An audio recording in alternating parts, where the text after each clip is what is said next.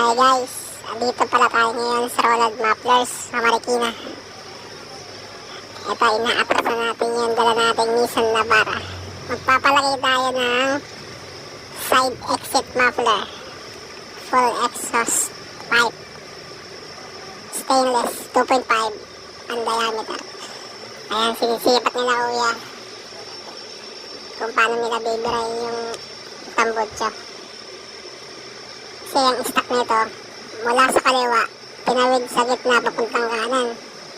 Kaya gagawin, i-straight lang natin, tapos side exit sa gitna. Bali sa kaliwa na lang siya mapupunta. Tapos yung hawak ni kuya, yung tip na gagamitin, yung titanium power pipe. Tapos yan, bilaklas na pala natin yung battery. Kasi may welding na magaganap eh. Kaya tinanggal natin yung terminal. So, pinapesto na ni kuya yung tatanggalin. Ito yung tip. Binibiri na muna nila yung kailangan alisin. So, ayun na yung pagkakabitan ng tip. Yung 2.5. Tapos ito yung pinagtanggalan. Sobrang bigat niyan. Ayun yung original niya, kaya daming inalis. At pinaporma na tatay yung dulo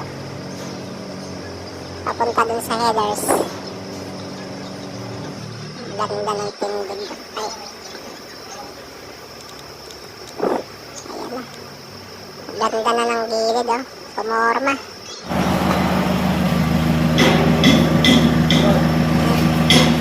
Quality. Tapos yan, testingin natin. Sound check.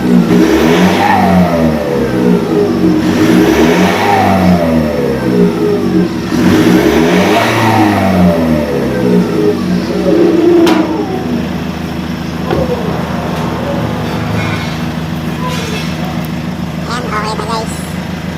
PM lang sa susunod pagawa. Alright.